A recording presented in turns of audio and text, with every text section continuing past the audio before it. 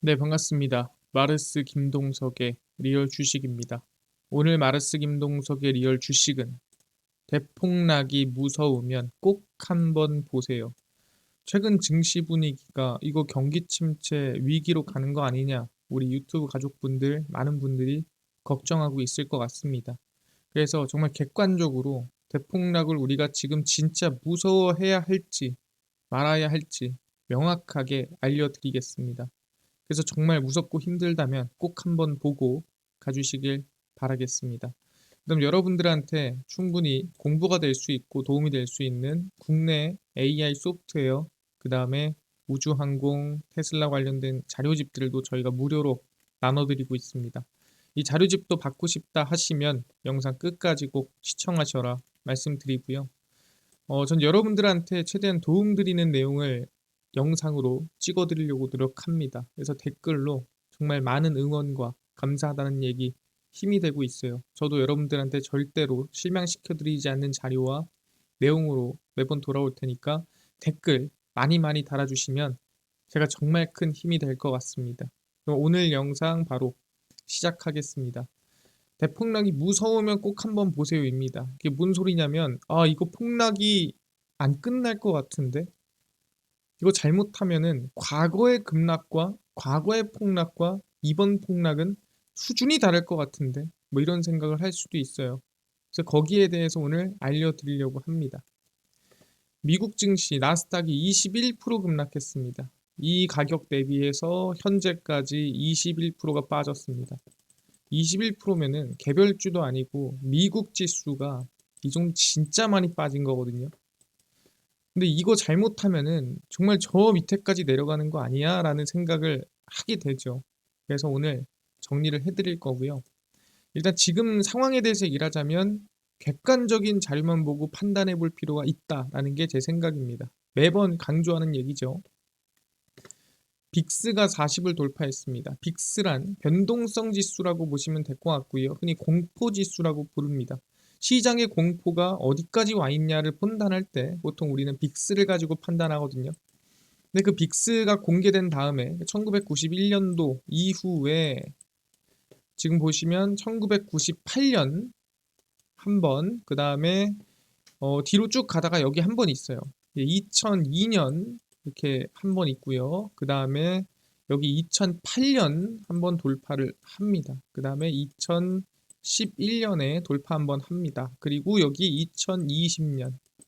그래서 총 보면은 한 5번 정도 돌파하는 걸 우리가 확인할 수가 있습니다. 몇 년 동안에? 약 35년 동안에. 근데 그 중요한 게 뭐예요? 그 시기 중에 6번째가 언제 터졌죠? 이번에 터졌습니다. 언제? 2025년 지금 현재 4월에 빅스가 40을 돌파했습니다.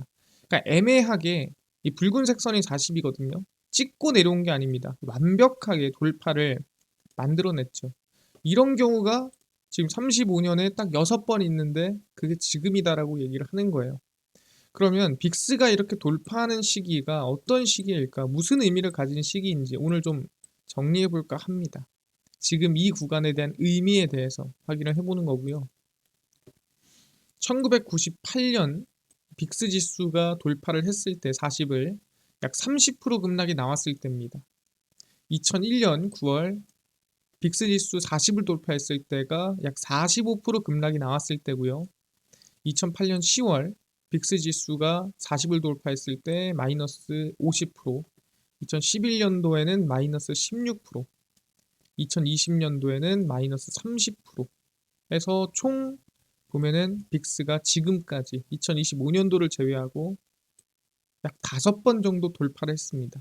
사실 뭐 정말 가볍게 넘어간 하락이 한 번 정도 있다고 보겠는데 이 16%가 비교적 적은 거지 이것도 적은 건 아닙니다만 어쨌든 5번 정도의 흐름이 있었다는 거고. 근데 왜 그랬냐? 1998년 아시아 금융위기 알 겁니다. IMF가 터졌죠. 2001년도 닷컴 버블과 9.11 테러 말 안 해도 심각한 상황이죠. 2008년도 글로벌 금융위기 이 당시 리먼 브라더스 파산 사태가 일어났죠. 그 다음에 2011년 미국의 신용 등급이 강등됐고요. 그 당시 유럽이 파산할 뻔했습니다. 그러니까 그 당시에 빅스가 16%밖에 안 빠졌지만 40이나 돌파한 이유는 유럽의 파산 위기 때문이었다라고 보시면 돼요. 이거 진짜 망하는 거 아니야? 공포가 컸던 거죠. 그 다음에 2020년도 아시겠지만 전 세계적인 경제 봉쇄 리스크였습니다. 그러니까 이 중에 우리가 이 빅스가 40을 돌파한 거 중에 가볍게 넘길 수 있는 이슈, 이 정도는 뭐 위기지 뭐 잠깐 지나가는 리스크지 뭐라고 할 만한 이슈나 분위기가 단 한 번도 없었어요. 다 뭐예요? 경제 위기급이었습니다. 이거 잘못하면은 이거 진짜 망하겠는데? 이거 잘못하면 진짜 파산하겠는데? 라는 분위기가 나왔던 게 아시겠지만 이 5번 전부였습니다. 5번 중에 어느 누가 가볍게 쉽게 넘길 수 있는 상황은 지금 우리가 뒤돌려 봐도 없다라는 거예요. 여러분 닷컴 버블 터지면서 9.11 테러 터졌을 때 미국 안 망한다 생각했습니까? 사실 그때 미국 진짜 망하는 거 아니야? 걱정들은 다들 한 번씩 했다라는 거예요. 그럼 얘기하는 게 뭐냐? 이번 2025년도 빅스 돌파도 뭐예요? 사람들이 무슨 생각합니까? 이때랑 같은 생각해요. 미국 망하는 거 아니야? 이거 진짜 망하는 거 아니야? 이때랑 다른 거 아니야? 라고 생각해 볼 수 있는데 정말 진심을 다해서 돌이켜 보세요. 물론 아시아 금융위기나 뭐 닷컴버블 주식 안 하고 있거나 잘 몰라서 기억 못 할 수도 있어요. 근데 기억을 해보면 되짚어보면 정말 그땐 나라들이 다 망하는 줄 알았습니다. 그 정도로 우리한테 공포가 극심했어요. 지금 그 정도인 겁니다. 근데도 뭐다? 결국엔 이겨냈다라고 볼 수 있는 건데 진짠가 확인해보면 사실 뭐 그때 비교해서 지금 살아있어요 하면 무슨 의미입니까? 그래서 제가 1년 이후를 비교해봤습니다. 그러니까 40을 돌파를 하고 1년이 지난 다음에 어떤 흐름이 나왔는가를 확인해보는 거고요. 지수 기준으로 얘기하겠습니다. 당연히 나스닥 기준으로 제가 확인을 해봤고요. 1998년 빅스 돌파, 이 40 돌파 이후 그 돌파하고 1년이 지난 다음에 약 111%가량 지수가 상승을 했고요. 2001년에서 2002년도 빅스가 2번 돌파했어요. 1년에 한 번, 2년에 한 번. 그리고 나서 지수가 1년 이후에 50%가량 상승을 했고요. 2008년 빅스 40 돌파 이후 1년간 약 50% 상승했고 2011년 빅스 40 돌파 이후 1년간 30% 상승했습니다. 이게 뭔 소리냐면 우리가 뭐 3년, 4년, 5년 또는 10년 뒤에 결국엔 올라와 있어요. 이 얘기를 하는 게 아니에요. 1년만 보더라도 빅스 돌파 이후에 1년만 보더라도 많이 빠진 것들은 50에서 100%가량 상승을 했고요. 그러니까 1년 기준입니다. 이게 2년, 3년으로 보면은 훨씬 높겠죠. 근데 그렇게 보는 건 너무 현실성이 없잖아요. 우리한테 지금 중요한 건 제가 봤을 땐 당장 1년입니다. 그래서 앞으로 당장 1년에 100%, 50% 상승이고 당장 1년에 30% 상승이에요. 근데 이때는 마이너스 16% 빠졌잖아요, 여러분들. 16% 빠지고 30% 올랐으면 잘 오른 거죠. 그래서 제가 하고 싶은 얘기는 뭐냐면 2020년도도 마찬가지입니다. 빅스 40 돌파 이후 지수가 100% 올랐습니다. 1년 만에. 그 이후 상승을 보는 건 의미가 없습니다. 그냥 1년 기준 얘기하는 거예요. 왜? 그 이후에는 더 올랐어요. 여기서는 200%간 것도 있고 150%간 것도 있고 많아요. 근데 1년 기준으로 이만큼 올랐다. 매번 빅스 돌파 지점은 1년간 버텼을 때 긍정적이었어요. 그러니까 단 한 번도 긍정적이지 않은 적이 없었습니다. 그럼 35년의 역사가 그렇게 말을 합니다. 여러분들한테. 진짜 나라가 망할 뻔했고 나라가 정말 뒤흔들리고 우리가 느끼기에 나라가 망하겠다 싶은 상황이 5번 있었는데 그럼 그 역사를 겪었던 인물들은 무슨 얘기를 하냐? 그 당시의 인물들 또는 그 당시에 버텼던 인물들은 다른 얘기를 할 수도 있어요.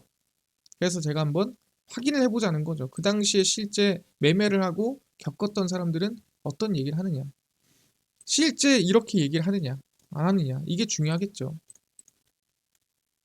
캠 피셔입니다. 이 캠 피셔는 1950년생 미국 출생이고요. 아버지가 필립 피셔입니다. 이분부터가 이제 수저부터가 다르죠. 네, 수저가 대단한 투자가고요. 피셔 인베스트먼트 대표이사고 200조 이상을 운용하는 분이고요. 월가 현역 전설입니다. 대단히 유명한 분이죠. 이 캠피셔 같은 경우에는 아시겠지만 방금 전에 제가 얘기한 5번을 다 현역에서 겪으신 분입니다. 무슨 얘기를 했느냐? 실제 보시면은 이번에는 다르다는 생각은 10중 8구 값비싼 대가를 치르게 될 것이다. 경기 침체는 다소 차이가 있지만 과거에 경험했던 경기 침체 크게 다르지 않다.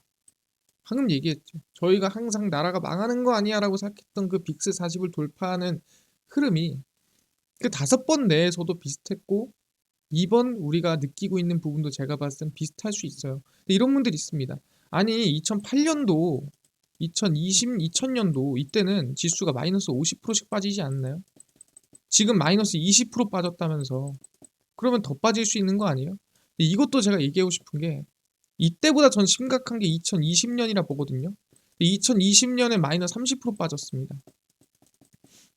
그럼 얘는 왜 마이너스 30% 빠지고 얘는 왜 마이너스 50% 빠졌을까요? 그 차이가 뭘까요? 물어보신 분들이 있는데 딱 한 가지입니다. 이때는 금융에 대한 규제가 없었어요. 그래서 제가 이제 시체를 가져와도 시체한테 대출을 하던 시기가 이 시기입니다. 근데 2008년도에 금융위기가 터지고 금융규제, 금융제도를 전부 다 개선을 하죠. 우리가 흔히 알고 있는 뭐 바젤3라든가 이제 금융에서 우리가 뭐 이 들어가는 규제들이 대부분 2008년 이후로 나옵니다. 건전성에 대한 부분들, 안정성에 대한 부분들 다 이때 나와요. 그래서 이때만큼 지수가 급락하거나 폭락할 수 없는 안전장치가 마련돼 있기 때문에 30%씩 빠졌다라고 전 얘기를 하는 겁니다. 그래서 저는 최악을 30%로 봐요. 왜?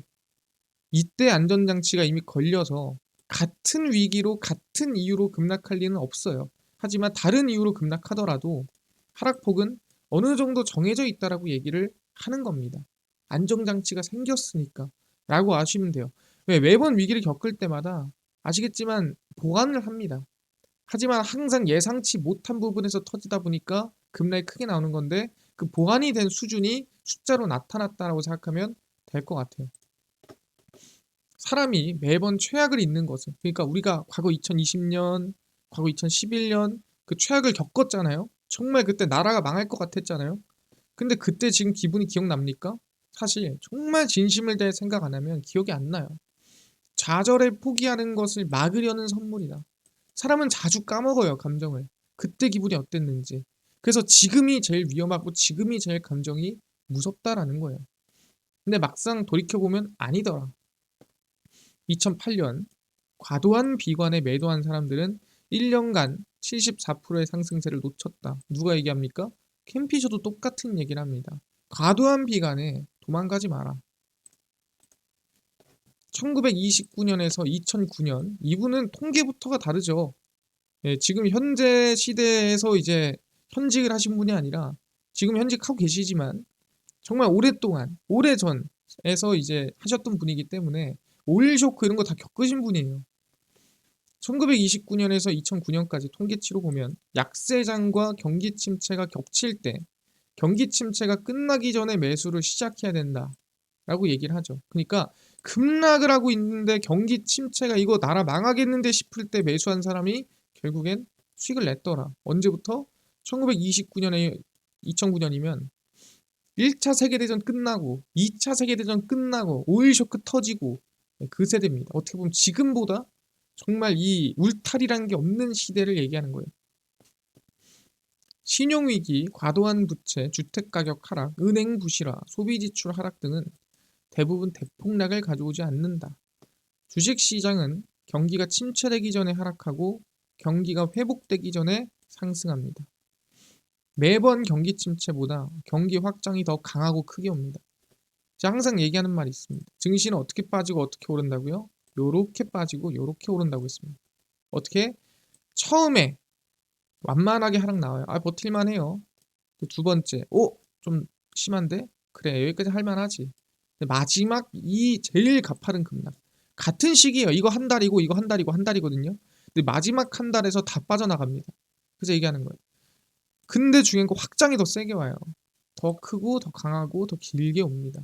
누가? 캠피셔가 하는 얘기예요. 그렇구나. 그렇게 볼 수가 있다라는 거고 이분들 뭐라 합니까? 결국엔 옛날만큼이랑 비슷할 거고 결국엔 회복되고 결국에는 우리가 걱정하거나 엄청나게 위기라고 생각하는 것만한 일이 일어나지 않더라. 언제부터? 1929년부터를 얘기하는 겁니다. 전쟁이 나도 그러지 않더라 라고 얘기를 한 거예요. 강세 초기에는 언제나 아직 강세장이라 부르기 이르다라는 기사가 쏟아집니다. 반등하기 시작하면 뭐 데드캣 바운스라든가 몰라 아직 올라갈지 모르겠어 라는 말이 쏟아진다라는 거죠. 근데 지나고 보면 강세장이다 라고 얘기를 하는 거예요. 약세장은 평균 21개월이고 강세장은 평균 57개월이다. 평균입니다. 그 뜻은 평균적으로 강세장이 2배 더 많이 올라가는구나 라고 생각하면 돼요. 대세 상승의 절반은 강세장 초기에 나온다. 반대로 손실의 3분의 2도 약세장 말기에 나온다. 방금 한 얘기가 이 얘기입니다. 증시는 이렇게 빠졌다가 이렇게 오른다고. 그러니까 뭐다? 이 말기. 요 말기가 제일 가파르게 빠지고 가파르게 올라갑니다. 이걸 얘기하는 거예요. 사람들이 이걸 못 버텨요. 그래서 여기서 도망가면은 항상 이걸 놓치고 한 이쯤 다시 들어가서 요거 올라가는 거 봅니다. 매번 그래요. 약세장 바닥에서 6개월 동안 실적이 최악이었던 섹터가 이후 6개월 최고 수익률을 기록한다. 그게 뭔 소리입니까? 뭐 관세로 따지냐면 이번에 관세 다 두드러 맞은, 관세 제일 심하게 맞은 애가 올라갈 때도 관세가 협의되고 관세가 좋아질 때 수익률을 긍정적으로 가져간다라고 볼 수가 있다라는 거죠. 이해됐습니다. 캠피셔도 뭐라 그래요? 버티라고 합니다. 우리가 생각한 만큼 위기가 오지 않습니다라고 얘기를 하는 게 캠피셔예요. 알겠습니다. 그 다음에 누구? 제가 피터린치라 썼는데 피터린치입니다. 피터린치고요. 이 피터린치는 누구인가? 아시겠지만 뭐 모르는 사람이 없겠죠. 1994년 1월 19일 미국 출생입니다. 아까 캠피셔랑 연세가 비슷하죠. 워렌 버핏, 벤저민 그레이엄, 필립 피셔급 위상입니다. 13년간 마젤란 펀드 규모를 660배 성장을 시켰고요. 피터 린치의 세 권을 책을 안 읽으면은 깡통차도 할 말이 없다. 저도 다 읽었습니다. 그래서 이 피터 린치가 하는 얘기가 뭐냐? 사실 매매에 대한 부분에 대해서는 지금 당장 얘기할 게 아니라 방금 얘기한 시장 대응에 관련해서 뽑아왔습니다. 확인을 해보면 9번 폭락장을 이겨냈던 투자자로 개인 투자자를 격려하기 위해 이기는 투자라는 책을 서술을 했습니다. 주식시장의 대폭락, 경기 침체 공포 때문에 주식을 다 팔고 떠나는 것은 어리석은 일이다. 라고 과거에서부터 하던 분이 피터 린치입니다. 증시의 하락은 1월에 치는 눈보라만큼이나 일상적이다. 12월 추운가요? 춥습니다. 하는 것만큼이나 증시 폭락은 자주 오고 우리의 인생에 그렇게 특별한 일이 아니라는 거예요.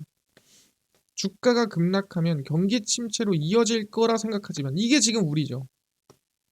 1972년 증시 붕괴는 경기 침체로 이어지지 않았고 1987년 블랙 먼데이도 불황으로 이어지지 않았습니다. 이때가 언제입니까? 오일 쇼크 터지고 제가 얘기하지만 이 울타리가 없던 정말 말도 안 되는 정글의 시대에서도 불황으로 이어지지 않았다.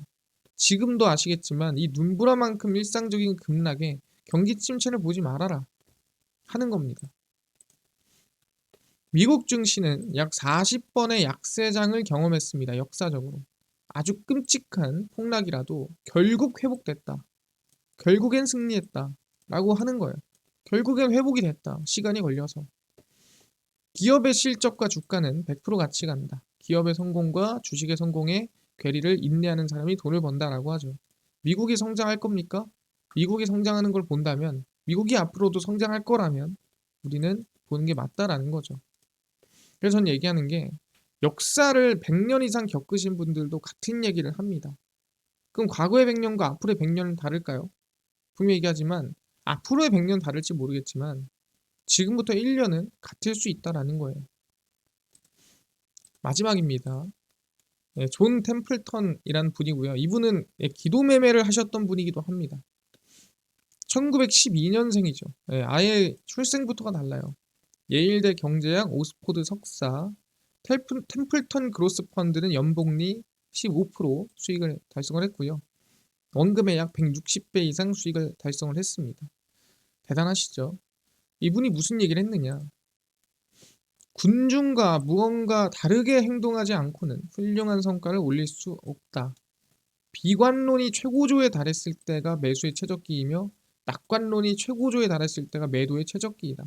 최근을 보는 것 같죠.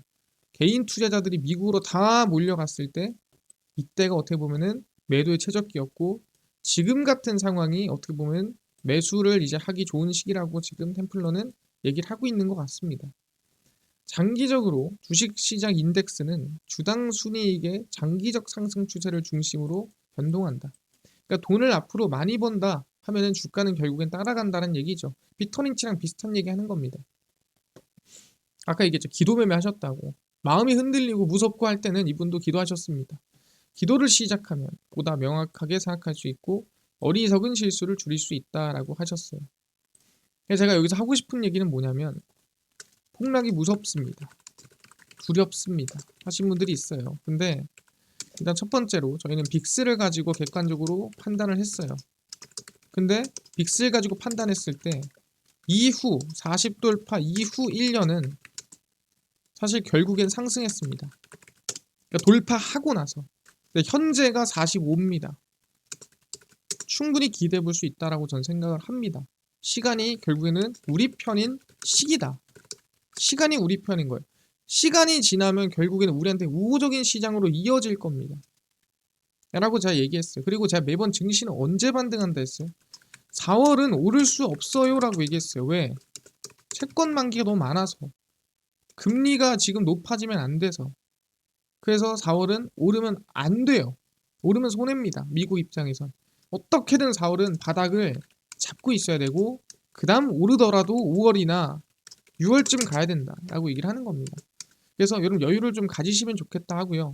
역사적인 제가 인물들 몇백 조를 굴리시는 분들의 얘기를 좀 빌려가지고 여러분들한테 전달을 드렸습니다. 왜? 나라는 사람, 야 네가 뭔데라고 할 수 있어요. 그래서 네가 뭔데라고 할 수 없는 분들이 뭐라고 얘기하시는지를 가져온 겁니다. 뭐다? 폭락장에 떠나는 만큼 어리석은 짓이 없다. 여러분들이 어리석다는 게 아닙니다. 지금은 적어도 시간이 우리 편인 시기이기 때문에 지금 두려움을 가지지 마라. 주변 사람들이 두려움에 떤다고, 주변 사람들이 무서워한다고 같이 무서워하지 마십시오. 근데 사람 마음이라는 게 그렇지 않다라는 거 압니다. 어려운 거 알아요. 사람 마음이라는 게 안 무섭고 싶어도 무섭고 힘들 마음이 든다는 거는 어쩔 수가 없습니다. 하지만 충분히 우리는 이겨낸 사람들이 있고 이겨낸 사람들이 우리한테 얘기를 해줬고 앞으로 우리가 이겨낼 수 있다면 충분히 그 마음을 이겨내는 거, 두려운 마음을 이겨낼 수 있는 거, 그걸 우리는 용기라고 부릅니다. 두렵지 않다면 그건 용기가 아니죠. 근데 어렵고 힘들고 무섭고 정말 하기 싫음에도 그거를 이겨내는 마음을 우리는 용기라고 부릅니다. 우린 모두 용기 있는 사람이고 우린 모두 그런 용기를 갖고 있는 사람들이에요.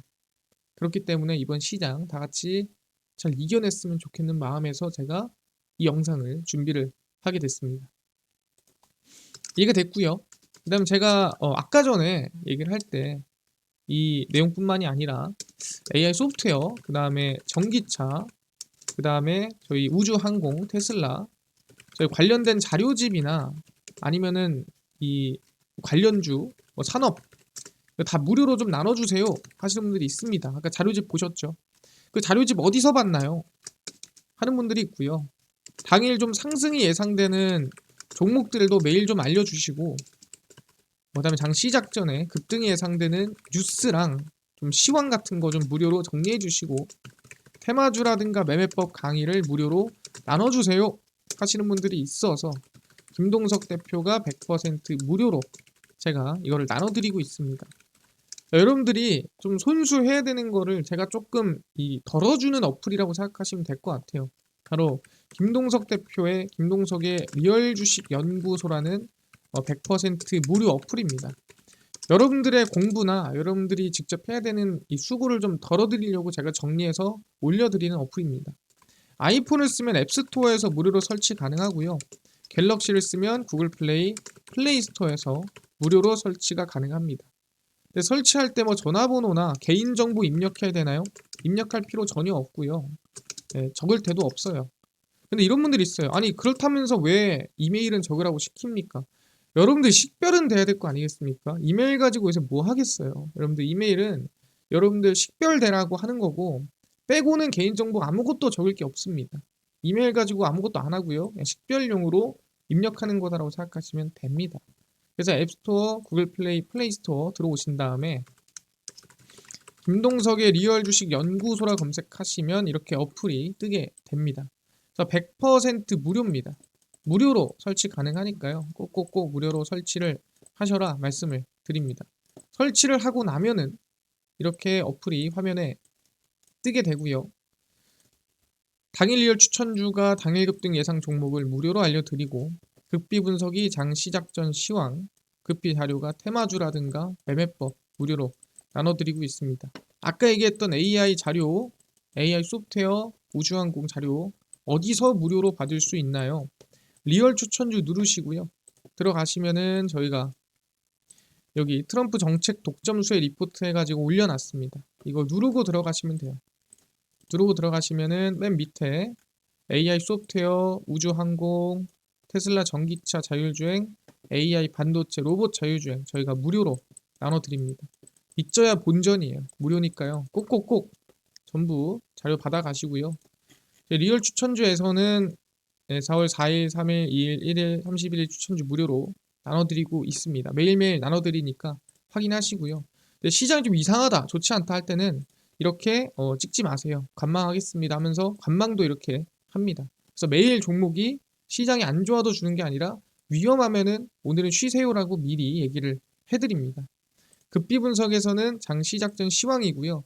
해외 증시, 국내 이슈 저희가 장전에 다 정리를 해드립니다. 그래서 이것만 보셔도 다른 거 볼 필요 없고요.